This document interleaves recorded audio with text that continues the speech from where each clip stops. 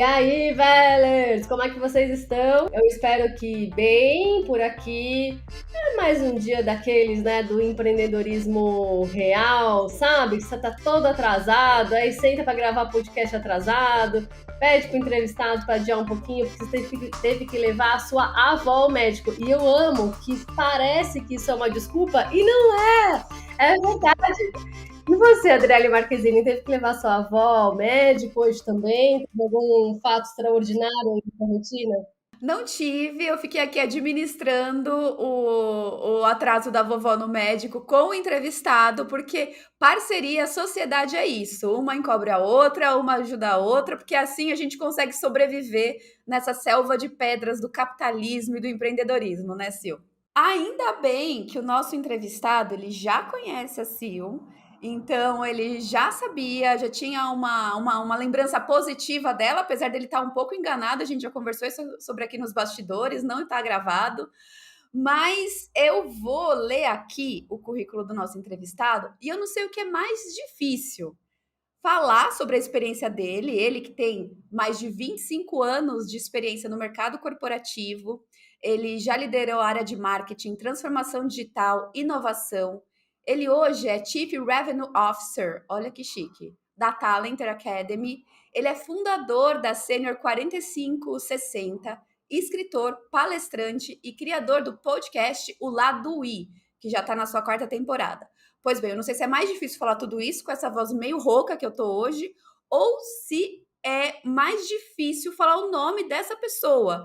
Então, seja bem-vindo, Deus me ajude, Alexandre Waklawowski, ou simplesmente Wakla. Isso.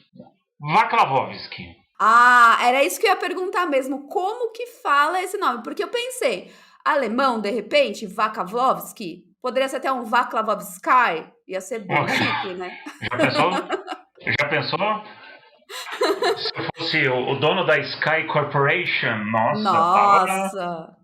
Ia Aí é ser muito chique. chique. Nossa. Putz, prazer, meninas. Nossa, muito feliz de estar aqui compondo esse line-up extraordinário aí do podcast. Muito honrado. Escuta, a Adri leu esse currículo enorme aí, a gente já te conhece, enfim, sabe que você faz realmente um milhão de coisas e já fez. Mas assim, em homenagem à minha querida avó, que foi hoje de manhã no médico, imagina se ela estivesse aqui com a gente no podcast, Waka, se tivesse que explicar para ela como que você se define, o que que você faz? Cara, eu diria que eu sou um otimista compulsivo e um Compulsívia. compulsívia, viu? Um otimista compulsivo e um inquieto de plantão. E por isso que daí que saiu a Sênior 4560, porque depois de 25 anos trabalhando em grandes corporações, eu brinco não é verdade, né? A gente vai subindo aquela escada corporativa e chega uma hora que você está lá num C-level, tá vendo tudo lá das nuvens, e você quer fazer coisas assim mais de impacto, geração de impacto, e você vê que teu papel é 80, 90% político e 10% mão na massa. E aí eu brinco também, que de novo não é brincadeira, eu fiz um salto de fé, mas eu fiz um salto talvez bem radical, que eu saí de uma HBO, onde eu tinha uma cadeira de C-Level e Marketing América Latina para o Cinemax, que é um dos canais da HBO, e fui parar numa startup de 15 pessoas. Então eu saí do Titanic, eu fui parar num caiaque, sem remo. Então, e desde 2019, eu venho através da Sênior, que é a primeira aceleradora de startups e empresas formada por profissionais sênior, que tem muita experiência como eu, mas que quer arregaçar a manga, né? Aquilo que eu adoro que vocês falam, zero empreendedor de palco, zero gente que só fala a palavra bonita, fica gourmetizando todos aqueles termos, né, comerciais, de marketing, o que for, mas vai lá e quer relação, quer fazer o negócio acontecer. Então, esse sou eu. Foi um pouco mais de... É que eu só dei e expliquei o inquieto para sua avó. Espero que ela tenha entendido. Ela vai ouvir esse podcast. Vou falar que é especial, em homenagem a ela, o podcast com você de hoje. Isso. Viu? Mas você está falando de aí um salto de fé que foi mais recente aí, né? Mas você sempre teve essa natureza mesmo do mudar, de não ter essa carreira tão convencional? Como que foi isso? É seu mesmo? Foi algo que você descobriu? Sim, não, recentemente eu até fiz um teste na Talent Academy, que é uma HR Tech bem legal, e ali saiu que o meu perfil é idealista. Então sempre fui o idealista, é uma M três pontinhos, porque os idealistas são aquelas pessoas que têm muita energia, têm muita vontade de fazer as coisas diferentes, né? Encaixam muito bem em áreas de inovação, mas também sempre estão gravitando naqueles pântanos, né? Porque ninguém gosta de desconforto. E o idealista ele não se incomoda muito com o desconforto. Ele quase que persegue o desconforto, porque é aquela área que você está vendo que está fazendo alguma coisa diferente. Então, se eu olhar esses 25 anos de trajetória, para mim sempre caíam os papéis que ninguém queria fazer, ou que as pessoas, 3 ou 4, tinham tentado e se dado mal, ou as folhas em branco. Eu consigo lembrar umas 2 vezes, uma delas foi a de ágil, onde eu fui fazer entrevista para uma posição que era para fazer a transformação digital na América Latina. E na entrevista eu perguntei eu reportaria para Londres, então estava lá o vice-presidente, né, de Londres me entrevistando aqui em São Paulo, e ele falou para mim, ele falou, cara, desculpa, mas eu não tenho um job description, porque nunca ninguém fez isso. Eu falei, adorei. Então, talvez o que assusta muita gente sempre foi um fator que me atraiu muito, de construir história. Outro dia um amigo meu também, o Marcelo Pacheco, usou uma analogia que eu gostei. Eu sou aquele cara que gosta de decolar o avião, não de ficar voando o avião. Então eu gosto de tirar as coisas do chão. Ou como em startup se diz muito, o builder, né? Aquela pessoa que constrói, não aquela pessoa que depois está tudo certinho e vai ficar só olhando o processo no dia a dia. Esse sou menos eu. O que tem tudo a ver com o fato de você ter criado a aceleradora, né? Total, porque eu via assim, o que em startup tem uma galera tecnicamente muito boa. Eu até estava lendo recentemente, porque eu sou colunista da HSM, saiu um artigo lá na MIT, na revista MIT, que as lideranças mais novas, se a gente pega pessoas de 30, 35 anos para trás, são lideranças mais técnicas. Então, por isso um pouco desse fenômeno de gourmetização. Então, você faz vendas inbound, ABM, e o topo do funil, então chama lá o top of funnel, mid of funnel, low of funnel. Isso tudo, na minha geração, era CRM. Então, a gente fazia uma gestão, né, gerações mais velhas, fazem uma gestão mais holística, mais olhando para o negócio. Tem certo e errado? Não. Mas, para mim, a combinação desses dois é extremamente potente. E a hora que eu entro numa startup e tem pessoas tecnicamente muito boas, mas que tem muita dificuldade de ligar Lé com CRE, fica muito, muito poderoso. E já foram 7 startups aí nesse percurso. Caramba! E até que eu queria pegar um resuminho, você falou, a colunista da HSM, aí você tem a aceleradora, você também está na Talent. Você pode dar um resuminho do que cada uma dessas suas atividades representa e quais são as entregas de cada uma delas? Bom, a Sênior 4560 é a minha principal atividade. Então eu brinco também. Eu costumo dizer brinco, mas nunca é brincadeira. É só forma de dizer, mas eu não gosto de me definir como um consultor. Talvez por já ter sido uma época consultor, eu tenho um pouco de dificuldade com a palavra, né? Mais uma vez a gente falando o que se fala no palco versus a vida real, porque o consultor é aquela pessoa que chega e nada contra, tá? Mas minha forma de trabalhar é diferente, é só isso. O consultor, ele vai chegar, vai identificar um problema, vai te dar uma direção e vai te colocar no caminho. O meu jeito de trabalhar, eu sou muito hands-on, muito mão na massa. Então eu gosto de, primeiro, validar o problema, porque dessas 7 startups que eu acelerei até hoje, eu recebi 7 briefings e os 7 briefings estavam errados. Então a pessoa Todos? estava... Só todos? Todos. As pessoas, porque para mim, então, eu digo que a minha principal entrega do meu trabalho é garantir que o problema que você vai resolver é o problema certo. Porque quantas vezes a gente fica trabalhando, gastando uma energia danada em resolver o problema acessório, né? Não o problema raiz principal. E geralmente porque esse problema é o que dá mais dor, é o que dá mais desconforto, é o que vai mexer em estrutura, vai mexer em pessoas, muitas vezes vai mexer no product market fit, né? Então, putz, olha, o meu produto não está bem encaixado, então eu vou precisar mexer. Isso já aconteceu numa startup, que a gente teve que mudar completamente o produto. Então, isso porque eles estavam atacando problemas acessórios, tentando colocar um triângulo num quadrado. E a hora que eu falei, cara, isso aqui, o problema não é o triângulo, vocês estão tentando encaixar no lugar errado, não está falando uma coisa com a outra.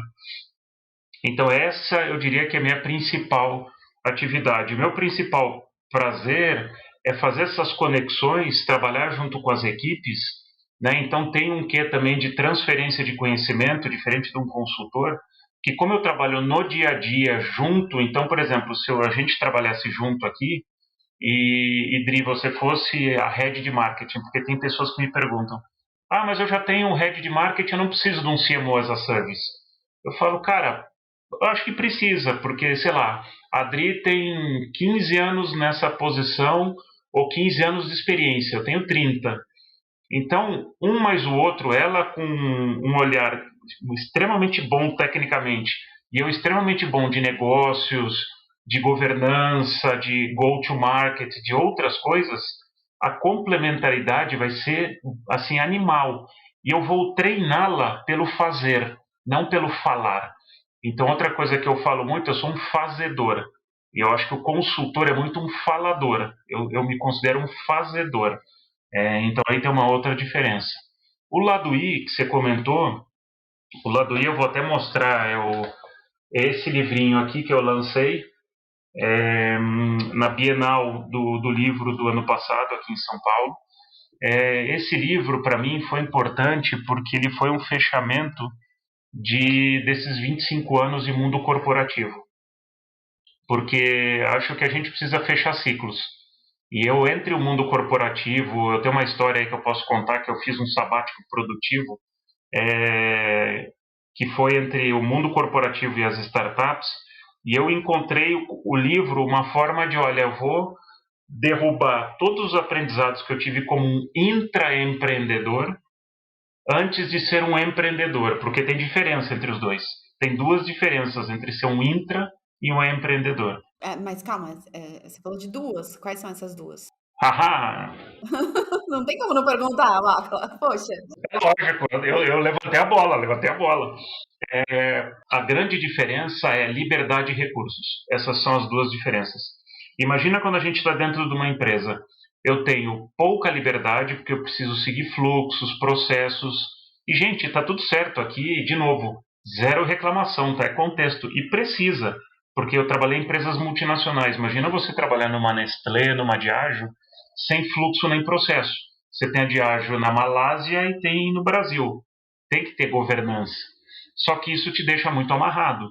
Então você tem que aprender a navegar nesses fluxos corporativos, né? E eles têm pouca elasticidade. Então você tem que ter um quê político muito elevado. Mas você tem muito acesso ao recurso.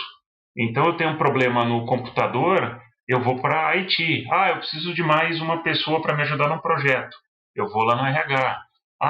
Eu tenho essa dúvida aqui em supply, tem alguém que me ajuda. No mundo empreendedor é exatamente o oposto. Eu tenho absoluta liberdade, eu faço o que eu quiser, né? Então vocês fizeram o podcast de vocês, eu fiz o podcast lá do I também. Eu faço o que eu quiser, eu entrevisto quem eu quiser, eu pergunto o que eu quiser, eu tenho absoluta liberdade. Mas não tenho recursos. Então o que eu preciso fazer? Eu preciso alugar um estúdio, né? Então vamos transportar isso para o empreendedorismo. A gente fez uma startup nós três. A gente tem uma dúvida de finanças, de impostos. Nenhum de nós três é especialista nessa área. A gente precisa acessar. Então, aí é onde eu brinco que tem uma diferença muito grande da palavra colaboração. O empreendedor de palco, ele fala muito da palavra colaboração. Só que no ambiente corporativo, a colaboração é política, é o Congresso Nacional. No ambiente empreendedor, a colaboração é ativa. É uma colaboração sem pretensões secundárias. O que eu quero dizer com isso? Quando a gente está numa empresa, e, por exemplo, eu preciso fazer um determinado projeto de intraempreendedorismo. Vamos fazer sei lá, um novo e-commerce, alguma coisa, e eu vou na Sil, que é diretora da área comercial, eu falo, Sil, eu preciso da Adri, que é a tua número 1 aqui da área. Aí geralmente você vai falar para mim isso, não, Adri não, é meu principal recurso, cara, a gente está num ano muito desafiador, eu não posso cedê-la, mas ó, Vacla, tem um trainee aqui, meu, essa pessoa é incrível, sensacional, maravilhosa, animal, cara, vai te dar um puta gás. Tá bom, eu não tô aqui. Só que o que eu preciso para o processo dentro de uma empresa, eu preciso de uma palavrinha que eu uso muito no mundo corporativo que chama gravitas. Gravitas é uma pessoa que consegue estar comigo e abrir caminhos. E as pessoas ouvem e respeitam. Se a Adri está comigo no projeto, todo mundo te respeita pelo tempo de empresa, pela senioridade que você tem na empresa. O que você fala, as pessoas escutam. O trainee é aquela pessoa cheia de boa intenção, mas ele traz energia, ele não vai abrir o caminho. Então é isso que eu chamo de colaboração política. Então, para eu conseguir a Adri, eu vou precisar conversar com a Sil e quase numa negociação política, ela vai ter que ver uma vantagem de ceder a Adri para mim. Então isso funciona muito assim no ambiente corporativo. No ambiente startup, que é o ambiente que nós habitamos, as coisas são muito fluídas. Como a gente não tem recurso, a gente troca na boa.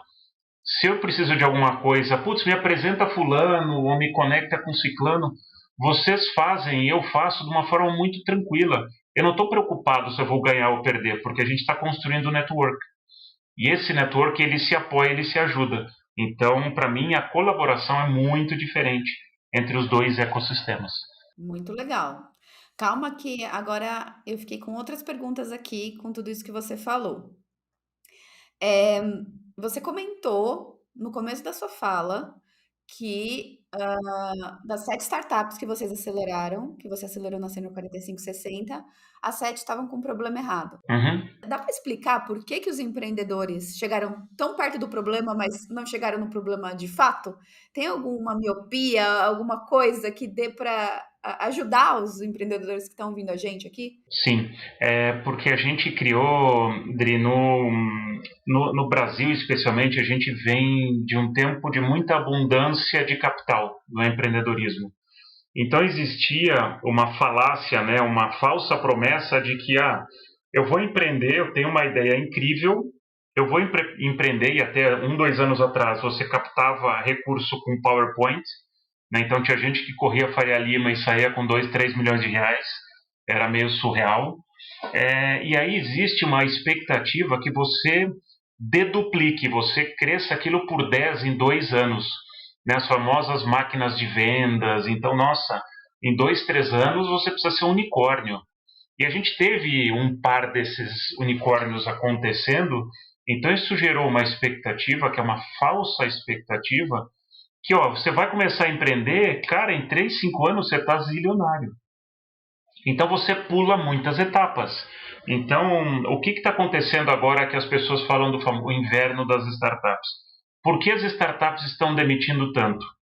Ninguém fala o que está por trás disso. Eu vou contar aqui o que está por trás disso. Olha! Oh! Atenção! Para! Rufem os tambores.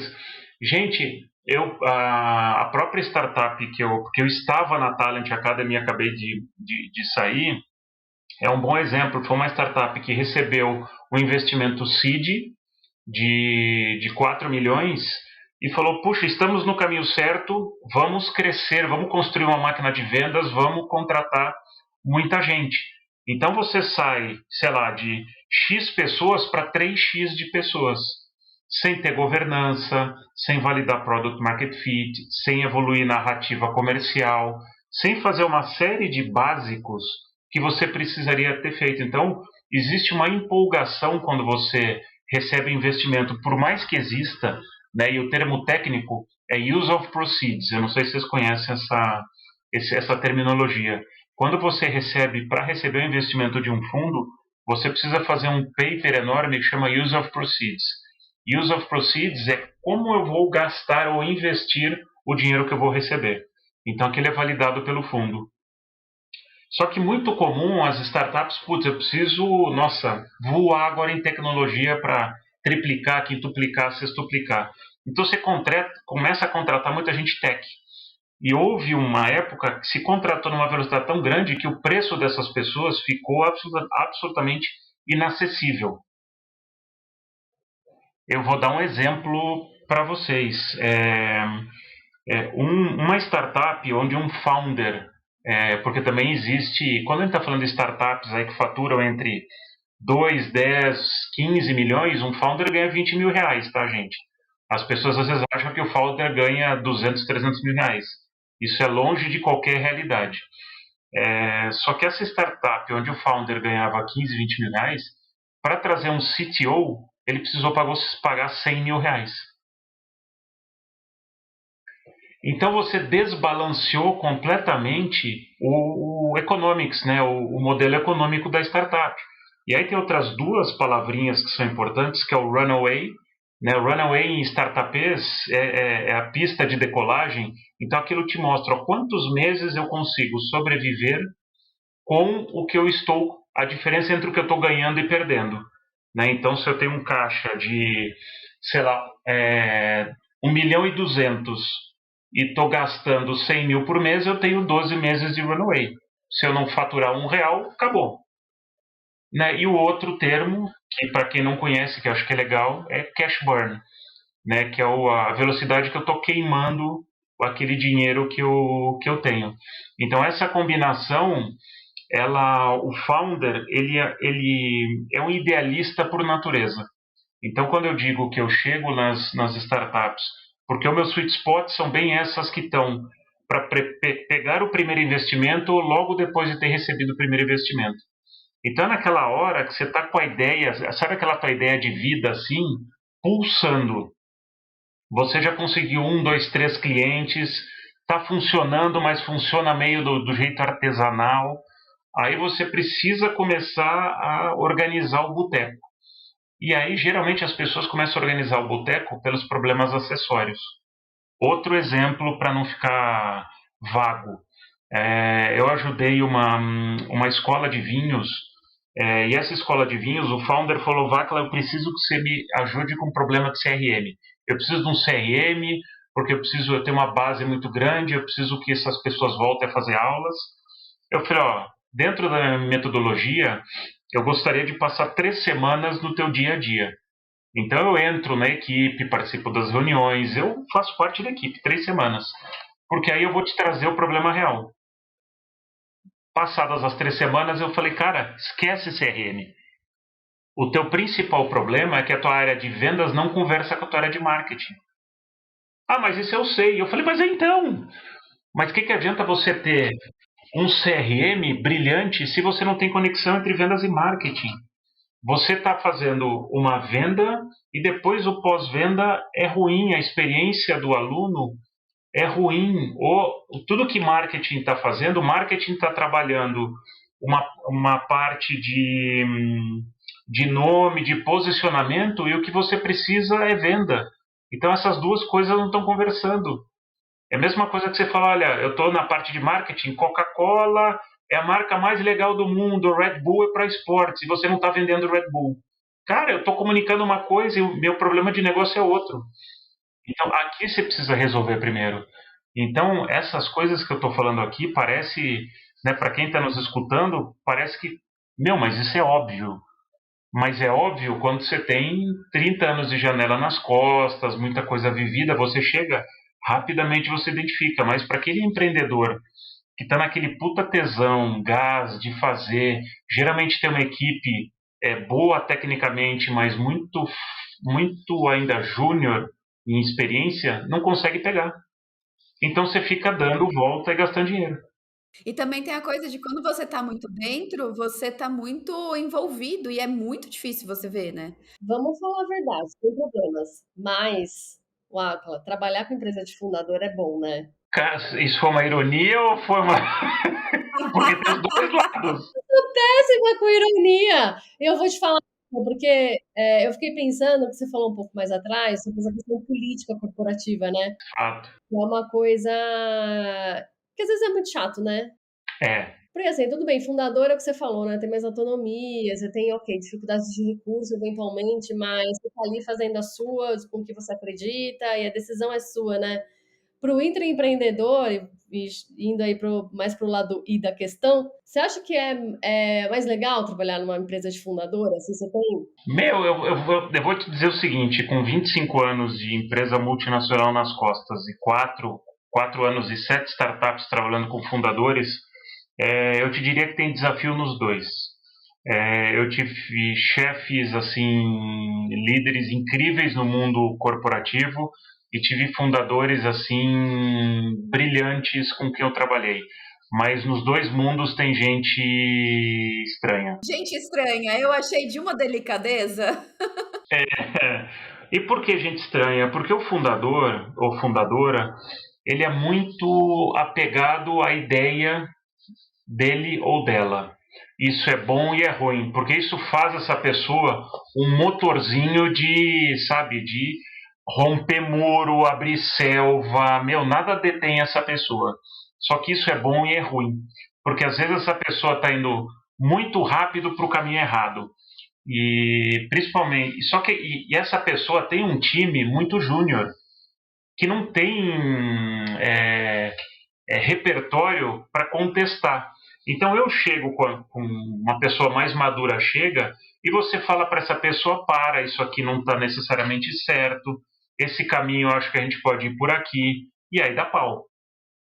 Então eu já tive pelo menos umas 2 experiências onde deu muita fricção em algum momento entre eu e o empreendedor. E aí, gente, aí para mim, por isso que dentro daquilo que eu faço, daí eu estou tendo a conversa aqui bem no modelo que vocês gostam, que é fora de palco, porque no palco todo mundo diz que é tudo lindo, tudo maravilhoso, vai empreender, que é fácil. Cara, empreender é uma jornada FDP, é uma jornada, meu, muito difícil, porque você sempre sai devendo alguma coisa quando você está empreendendo. Você nunca sai com o trabalho completo. Nossa, sim, sim, meus dias. Meus Obrigada. dias. Então, cara, E você viver com essa questão, com essa ansiedade da incompletude, é muito perturbador, porque quando você está dentro de uma empresa, você ainda delega um pouco, e se der errado, você justifica. Outro dia me fizeram uma pergunta ótima. Ah, mas qual que é a diferença de uma empresa e de uma startup? Eu falei, tem uma diferença muito grande. A empresa, ela busca lucro, a startup busca crescimento. Parece a mesma coisa, mas não é. Quando você busca lucro, você tem caixa. Então, se dá ruim, você muda. Então, época minha de Nestlé. Putz, ano desafiador. Cara, corta inovação, corta treinamento, corta verba de marketing, faz uma baita promoção de vendas porque a gente precisa girar. Você tem caixa, você tem teu acionista lá na Suíça, beleza. Você não vai dar o resultado que você tinha prometido, mas a empresa não vai falir. Uma startup, ela tem pouco capital. Então, ou você cresce, ou você perece. Entre aspas, morre. Então, a pressão é completamente diferente. Então, você pode cometer, né? Porque tem aquela um pouco fantasia de, eu vou na startup, eu posso errar mais. Pode, e você vai errar mais por uma razão. Porque dentro de uma empresa, quando a gente vai fazer alguma coisa, a gente costuma olhar no retrovisor. O que eu fiz, qual que é o mapa desse negócio que eu quero fazer. Então a gente arrisca muito pouco. A startup, você está indo num ambiente que provavelmente nunca foi trilhado. Logo, você que está colocando a pedrinha na frente. Só que às vezes você coloca uma pedrinha, você bota o pé e afunda. E aí, volta, bota a pedrinha em outro lugar. Tudo isso tem um custo. Tem um custo, né, de inquietação, de saúde mental, de crença, de precisar muitas vezes parar, pensar, putz, será que esse é o caminho? Desvia, o famoso pivotar, né? Que eu vou pivotar ou vou mudar a direção do meu negócio. Isso é muito comum. Eu costumo falar quando as pessoas me perguntam também, mas um intraempreendedor pode ser um bom empreendedor? Depende. Porque quando você está intraempreendendo, você tem tempo, você tem capital, você tem recurso, né? Você está ali, tem uma proteção. No empreendedorismo, você não tem isso. Então, você tem que ter muita capacidade de se reinventar. Eu brinco que startup é que nem andar de elevador. Então, e por isso que muitos executivos que saem de empresa e vão para startup, eu diria que 90% deles não dá certo. Por quê? Porque a pessoa está acostumada, exatamente, a pessoa está muito acostumada com estabilidade. Aqui está o meu job description, meu plano de metas. Cara, em startup é muito comum, todo mês, você não faz planos anuais, você tem uma meta anual, teus planos são mensais, às vezes quinzenais. Numa empresa eu fazia 3, 4 testes por ano. Numa startup eu faço 15 a 20 por semana. É outra dinâmica. É outra, então você tem que ter, sabe, muita velocidade, muito desapego, assim, da forma mais bruta que você possa imaginar. Vulnerabilidade e desapego. Muito. Para falar, ó, errei, beleza, vamos embora, vamos fazer outro. E tá tudo bem. Você hoje assumiria um cargo executivo numa grande empresa? Hoje, você? Sil, depende. Eu estava falando isso com o Headhunter essa semana. Talvez, mas não os que eu tinha no passado. Mas hoje eu vejo que as grandes empresas, elas cada vez mais elas entenderam que elas precisam aumentar a velocidade.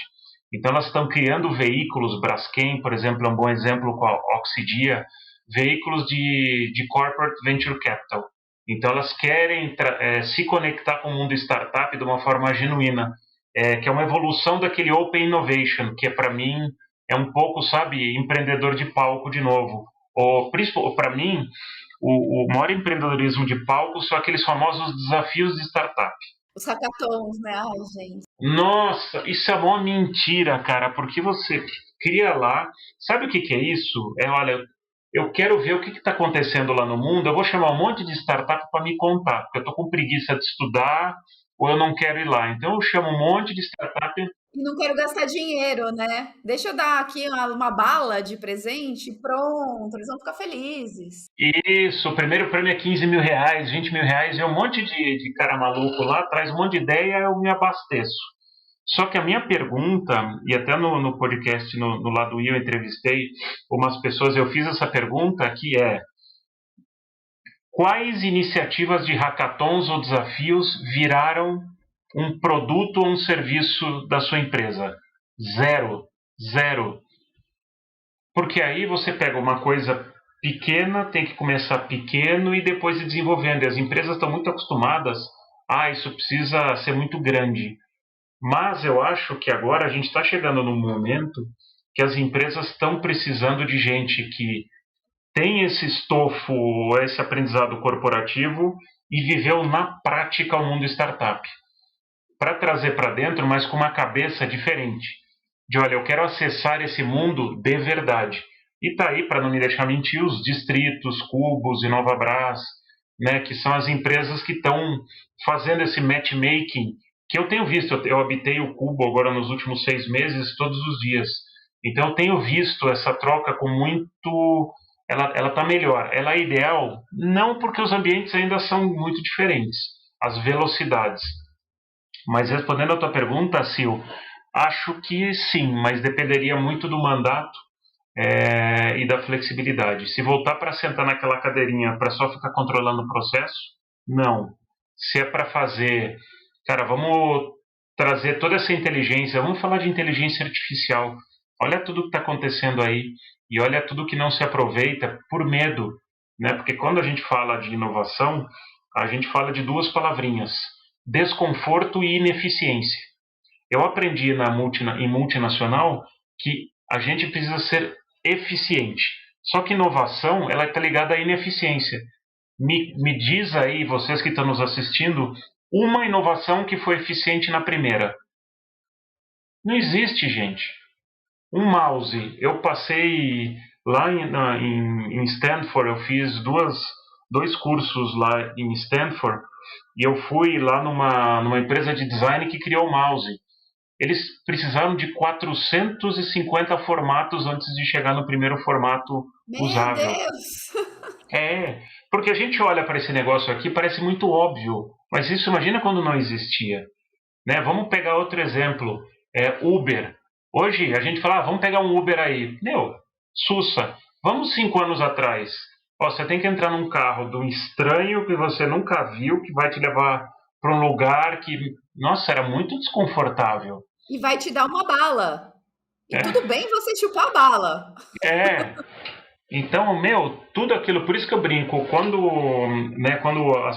eu acelero também hubs de inovação em empresa, já fiz aceleração na Porto Seguro, na Seara, na Suzano, em outros, e as pessoas perguntam, mas como é que eu sei que a ideia que eu tenho aqui na minha frente ela é inovadora? Eu falei, é fácil.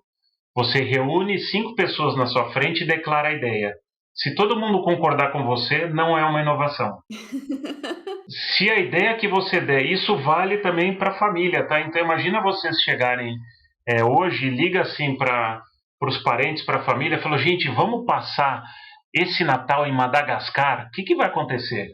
Meu, mas de onde é que você tirou essa ideia? Puta maluquice, nada a ver. Por quê? Nem neve tem lá, entendeu? É inovação. Porque você criou desconforto. Não quer dizer que você precisa fazer, mas quando você entra num território novo, inexplorado, vem muita pergunta. Então a gente tem que ser cada vez mais um bom curioso e um bom perguntador. Nós fomos treinados historicamente a ser bons respondedores. Hoje, para mim, o segredo está em ser um bom perguntador.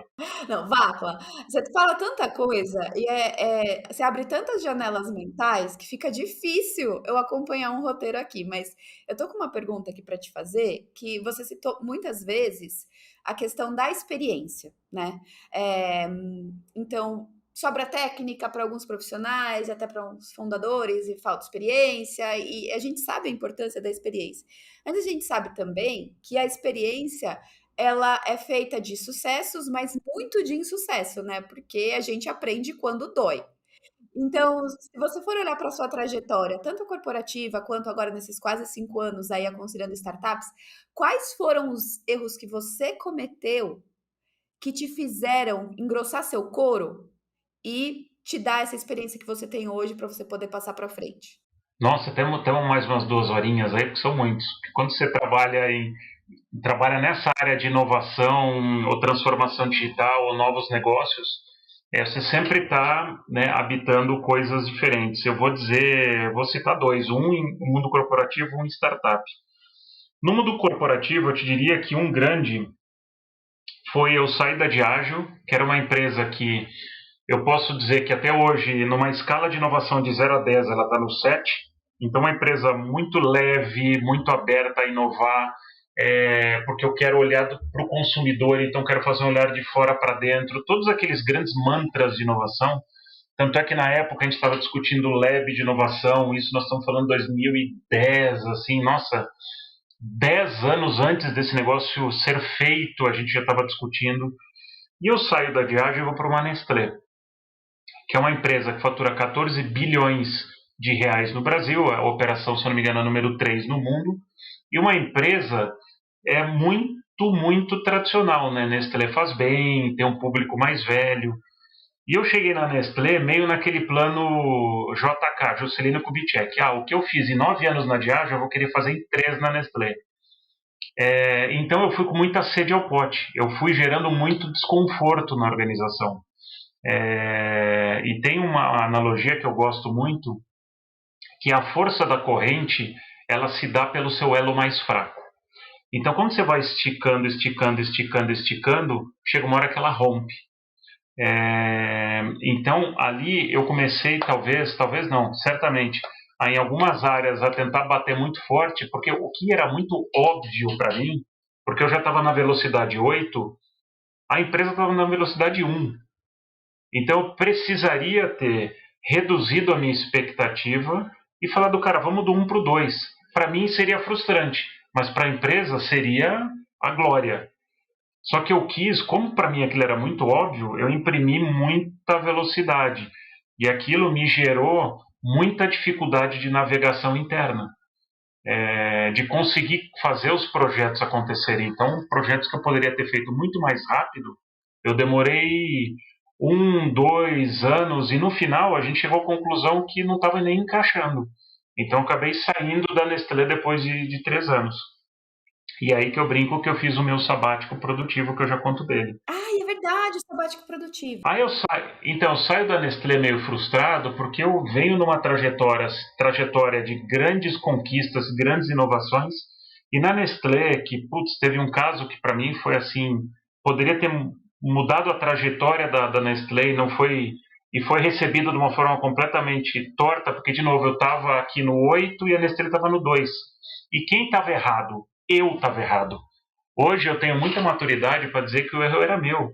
Porque como que eu vou pegar uma empresa de 22 mil pessoas no Brasil e uma pessoa vai mudar as 22 mil? Não dá. Então, por isso que quando eu dou aulas, palestras, cursos, eu falo, olha, às vezes tem um intraempreendedor excelente, mas ele é muito veloz.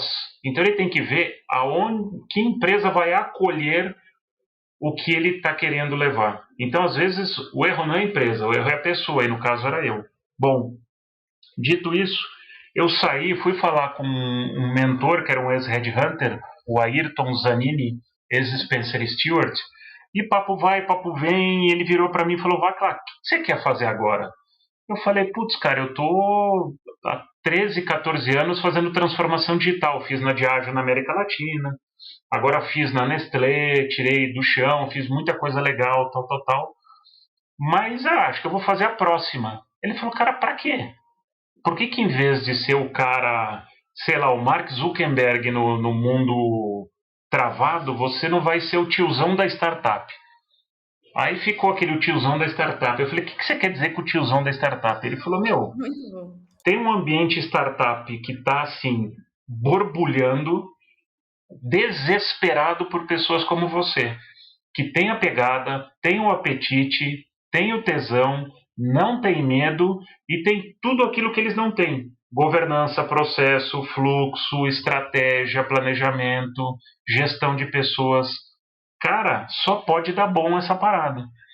Aí eu falei para ele, meu, mas eu não conheço ninguém nesse mundo. Aí ele falou, cara, vai atrás, vou te fazer a primeira conexão. Ele me conectou com uma pessoa. Aí eu comecei a conectar e eu tirei 6 meses da minha vida e eu falei com 264 pessoas. Todas Nossa, C-level. Isso virou até uma matéria da Época Negócios, como cheguei ao plano D. Porque na época eu comecei a falar com founders e fundos de startup, mas era uma época que o mundo startup não estava preparado para acolher ainda executivos de grandes empresas, que ele estava ainda muito naquele comecinho da bolha. Então eu quase fui trabalhar na Educar, na Wine, na RD Station, então quase falando com founders, mas faltava alguma coisa. Aí tem histórias assim muito engraçadas que eu poderia contar, mas para não fugir do assunto aqui. Aí depois eu fui falar com headhunters, e eu falei com 64 headhunters, porque a minha provocação para os headhunters é que o design da organização estava errado. Era um design, e eu ainda acho que ele está errado, porque o design do organograma de uma organização tradicional, ele reflete a revolução industrial. Você faz uma carreira de baixo para cima. E um organograma de uma startup, ele é muito mais horizontalizado, né? Tem mais alocracia. Então você divide as pessoas muito mais pelas habilidades, não pelas caixinhas que elas habitam. E aí, nossa, foram conversas incríveis que eu tive. Eu falei com velha economia, então eu falei desde os fundadores do Estadão, o Tivita da Abril, falei com o Walter Longo, que era o presidente da Abril na época. Falei desde do pessoal assim mais conservador até a galera mais maluca. Fiz uma nova tentativa de passagem pela HBO, né, que eu contei, mas quando eu voltei desse sabático produtivo para o mundo corporativo, eu vi que eu queria realmente empreender. E aí eu fui para a Sênior 4560 e aqui estou aí acelerando startups. Olá, eu acho muito louco acho que essa sua fluidez, né, de você falar de um assunto para outro, que fica até difícil para a gente acompanhar, é super eloquente, mas você vai de um assunto para o outro com uma facilidade, uma naturalidade, e acho que tem a ver também com o quanto você consegue navegar em mundos diferentes, né? Porque a gente falou de tudo, a gente falou de empreendedor, liderança, área de inovação e tudo. Aí eu vou te fazer uma pergunta: qual o pior tipo de pessoa que uma organização pode ter? Se é empresa de fundador, se é startup, qualquer coisa. Qual é o pior tipo de pessoa que as empresas podem ter? Tá. Eu diria que me foi apresentado um quadrinho, uma matriz, eu adoro matriz XY. E nessa matriz XY tinha assim, aqui não dá para a gente desenhar, mas imagina que no X é cultura e no Y é performance. Então o que acontece? Aquela pessoa que tem baixa cultura e baixa performance, para mim é o pior tipo de pessoa que uma empresa pode ter, porque ela tem pouco apego à cultura da empresa e também pouca performance. A pessoa que tem muito fit cultural com a empresa e baixa performance, provavelmente ela está no lugar errado, está sofrendo de repente algum problema de saúde mental ou com chefia, tem alguma coisa aí, mas a pessoa tem muito fit cultural. Sabe aquela pessoa que respira a empresa, que fala com amor, que arrepia quando fala? Essas pessoas, para mim, precisam ser cuidadas e desenvolvidas. Você tem o sweet spot, obviamente, que é aquela pessoa que tem altíssima aderência cultural e altíssima performance. Essa é a pessoa que, né, vamos manter, celebrar e fazer estátuas para elas. São poucas, mas existem. O paradigma que eu queria quebrar aqui, né, já que a gente está falando de coisas que são pouco faladas, historicamente as empresas toleraram ou até celebraram pessoas de alta performance e baixo fit cultural. Essa é uma pessoa extremamente nociva para uma empresa hoje. Porque é uma pessoa que entrega muito, mas ela é uma detratora da empresa. Então essa é aquela pessoa que na rodinha fica reclamando, fazendo fofoca, sabe, ó, o processo tá ruim, é isso, é aquilo. Ela fica desestabilizando o ambiente da empresa.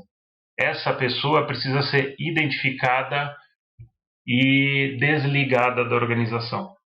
Mas aí as pessoas viram para mim e falam, cara, mas isso não, mas a pessoa tem alta performance. Aí a minha pergunta é, mas a que custo? A que preço? Porque uma pessoa negativa, e a gente tem alguns perfis dentro da empresa. O perfil mais comum dentro de uma empresa são pessoas no muro, que são aquelas pessoas que ficam vendo o que está rolando. Se você tem uma pessoa de muita performance e tóxica culturalmente, o que ela faz? Ela contamina os caras bons. E daqui a pouco todo mundo está na fofoquinha. Então isso é uma coisa que para mim tem que ter muita coragem para você fazer isso. Recentemente eu estava conversando com o CHRO, com o C-Level de RH de um grande varejo, e ele falou, cara, eu identifiquei um grupo de WhatsApp assim das tiazinhas da limpeza, que elas tinham feito criado uma história de como tirar licença médica para faltar mais do que ir no trabalho. Então elas criaram um processinho para enganar a empresa. E aquilo começou, e o absenteísmo começou a crescer na empresa. Por quê? Porque é uma pessoa que tem boa performance, quando ela está atuando, tem, mas culturalmente ela está completamente desengajada. Ela está mais preocupada em burlar a empresa e espalhar aquilo do que está conectada. Está vendo como isso é nocivo? Então, eu dei um exemplo aqui muito simples, mas imagina isso. E quantas vezes a gente vê dentro de empresas, né, acontece reunião, saiu da reunião, tem aquela pessoa que fica, sabe, meio Darth Vader, assim, tentando cooptar pessoas pro mal, mas ela entrega. Mas a que custo? E hoje, num mundo que é extremamente veloz, que as pessoas, novas gerações, se conectam por propósito, você ter pessoas assim é muito arriscado. E não dá para Então, consertar, né? muito difícil. Acho que você pode sim chamar, você deve chamar, conversar, mas uma pessoa que tem baixo engajamento cultural, ela não tá combinando com os valores da empresa. Então tem alguma coisa errada aí. Eu não sei se houve uma dor, porque os valores da empresa são os valores da empresa. É muito difícil. É a mesma coisa. As pessoas me perguntam: como é que eu descubro a cultura real de uma empresa? É fácil. Crise. Põe em crise e você descobre a cultura da empresa. Pega o primeiro mês da pandemia, você sabe exatamente a cultura da sua empresa. Porque no momento de altíssima crise, as pessoas são quem elas são de verdade. Elas saem do personagem. Então essa é a cultura. Então uma pessoa que está desengajada é muito difícil. Dri, sempre vale conversar. Eu nunca sou daquele que chega e fala e tem que, nossa, eliminar as pessoas. Sempre você tem que dar uma oportunidade de entender, mesmo porque, às vezes, tem algum valor de cultura que você está querendo transmitir e não é bem entendido. Porque a gente vive num mundo, nossa, que ele está se transformando numa velocidade absurda. Hoje, né, tecnologia, as pessoas ficam antenadas nesse negócio e, às vezes, a gente está trabalhando. Eu mando uma mensagem para você, uma coisa é eu falar com você, outra coisa é eu escrever. Sim. A palavra escrita ela pode ser entendida como uma ofensa. Né? Quem de nós aqui já não passou por isso? Então, às vezes, isso pode levar a pessoa para o lado do mal e desengajamento cultural. Então, acho que chamar a pessoa, entender de onde é que veio aquilo, olhar contexto e tentar solucionar, primeira opção.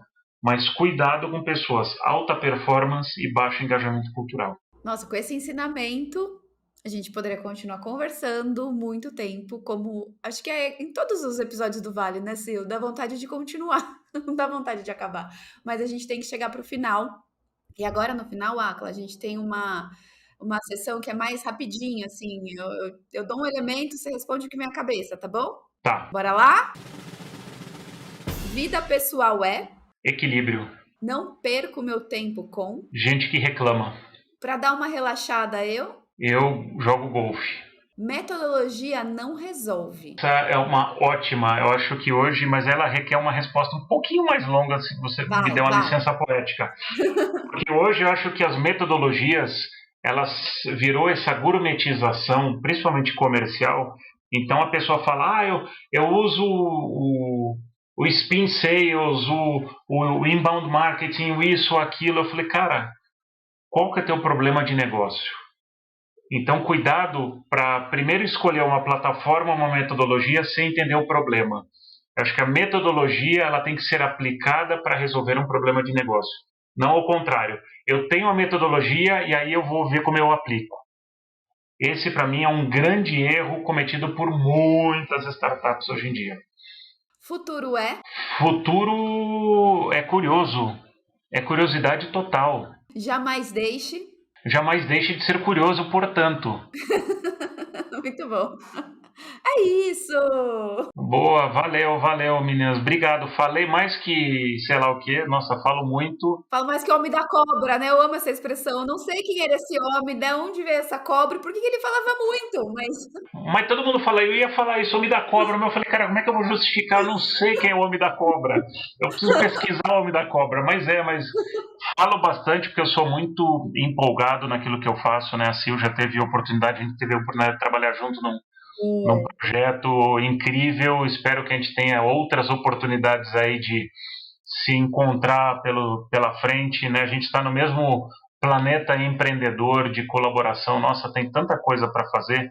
E, gente, acho que se tiver que deixar uma mensagem final não desanimem, porque empreender é foda com PH.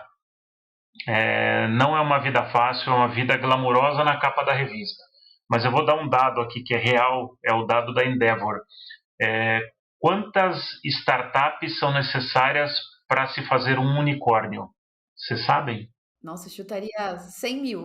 Não é tanto também, 900. Então você precisa de 900 startups. Esse é o número até o ano passado, tá? Hoje a gente vive o inverno das startups.